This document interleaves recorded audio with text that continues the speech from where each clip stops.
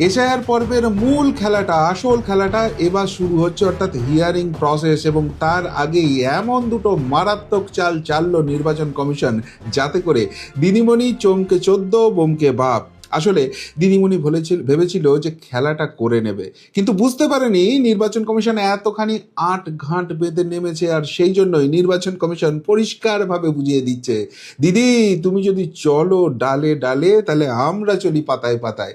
আর তুমি যদি পাতায় পাতায় চলার চেষ্টা করো, তাহলে আমরা যাব শিরায় শিরায়। আর ঠিক সেই কাজটাই করছে। আসলে প্রথম পর্বে এত নাম বাদ যাবে, এটা ইলেকশন কমিশনও বুঝতে পারেনি। আবারও বলছি, এটা হচ্ছে ওই শীতকালে কেনা সবজির পর পাওয়া ফাও ধনে পাতার মতো। 58 লক্ষ নাম বাদ গেছে, খুব ভালো কথা, কিন্তু এটাতে বিশেষ কোনো ক্ষতি হয়নি। আসল জায়গায় ধাক্কা পড়েনি। আসল জায়গাটা কোথায় আছে? আসল জায়গাটায় আছে এই প্রয়োজনী ম্যাপিং, এই নো ম্যাপিং এবং আরও কিছু ডেটা, যেখানে এদিক সেদিক করার চেষ্টা করা হয়েছে। সেইখানেই মূল খেলাটা আছে। এবং এখান থেকে যে যে জাল ভোটটা আছে, সেটাকে সঠিকভাবে যদি বার করা না যায়, তাহলে কিন্তু এই এসআইআর মূল্যহীন হয়ে যাবে। এটা নির্বাচন কমিশনও বুঝছে এবং সেই জন্য একের পর এক কড়া সিদ্ধান্ত নিচ্ছে। প্রথমেই যে মারাত্মক সিদ্ধান্তটা নিয়ে ফেলেছে নির্বাচন কমিশন, সেটা হচ্ছে শুনানিতে ভোটারদের নথিপত্র যাচাই করবেন কেন্দ্রীয় সরকারি আধিকারিকরা। নজরদারি নিয়ে নতুন নির্দেশ নির্বাচন কমিশনের। আসলে দিদিমণি ভেবেছিলেন খেলাটা বেশ খেলে নেবো, নিজের মতো করে ঘেঁটে দেব। ওই তো আমাদের পন্থী বিএলওদের নামিয়ে দিয়েছি ময়দানে। আপনাদের মনের মধ্যে আশঙ্কা তৈরি হচ্ছিল তার ফলে, যে ভাই হিয়ারিংয়েই তো আসল খেলা, সেখানেই তো সব জলটা ঢুকিয়ে দেবেন। না না, এতটাও সহজ নয়।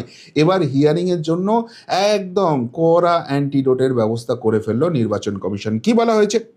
হিয়ারিংয়ে মাইক্রো অবজারভার হিসেবে নিয়োগ করা হচ্ছে কেন্দ্রীয় সরকারি কর্মচারীদের।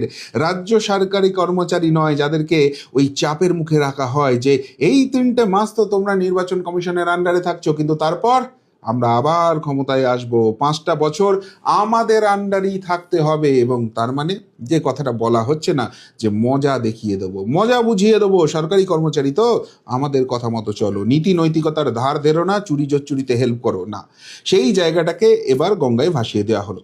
পরিষ্কারভাবে কেন্দ্রীয় সরকারি কর্মচারীদের মাইক্রো অবজারভার হিসেবে নিয়ে আসা হচ্ছে। এবং সেখানে গত 12ই ডিসেম্বর একটা চিঠি দেওয়া হয়েছিল এই রাজ্যের যে নির্বাচন কমিশন আছে মনোজ কুমার আগরওয়ালের তরফ থেকে। এবং সেখান থেকে বলা হয়েছিল যে এখানে মাইক্রো অবজারভার হিসেবে কেন্দ্রীয় সরকারি কর্মচারীদের দরকার আছে। কেননা এখানে যেভাবে প্রশাসনকে দলদাস হিসেবে কাজ করানো হচ্ছে, যেভাবে পুলিশকে নির্লজ্জ দলদাস হিসেবে কাজ করানো হচ্ছে, তাতে আর ইলেকশন কমিশন আস্থা রাখতে পারছিল না। এবং চিঠি যাওয়ার পরই